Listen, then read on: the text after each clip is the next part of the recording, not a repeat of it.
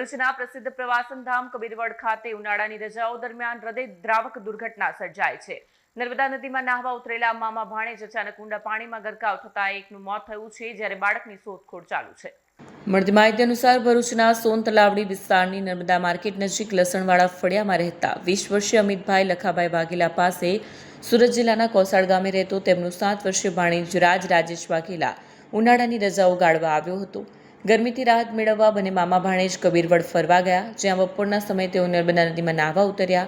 નદીમાં રમતા રમતા નાનકડો રાજ અચાનક ઊંડા પાણીમાં ખેંચાઈ ગયો। ભાણેજને બચાવવા માટે અમિતભાઈ તરત જ પાણીમાં આગળ વધ્યા, પરંતુ પાણીનો પ્રવાહ અને ઊંડાણ વધુ હોવાને કારણે બંને ડૂબી ગયા હોવાની માહિતી છે। ઘટનાની જાણ થતાં જ લોકો દોડી આવ્યા। નાવિકો અને માછીમારો તાત્કાલિક આવ્યા અને સ્થાનિક તરવૈયાઓ અને લશ્કરોની મદદથી સતત શોધખોળ હાથ ધરવામાં આવી। મોડી સાંજે લગભગ 6 વાગ્યાના અરસામાં અમિતભાઈનો મૃતદેહ મળી આવ્યો હોવાનું જાણવા મળ્યું છે, જ્યારે નાનકડા રાજની શોધખોળ ચાલી રહી છે।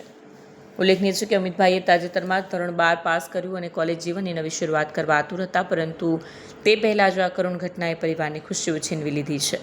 વિડીયો જર્નાલિસ્ટ વિરેન્દ્ર પાટીલ સાથે સત્યા ટીવી ન્યૂઝ ભરૂચ।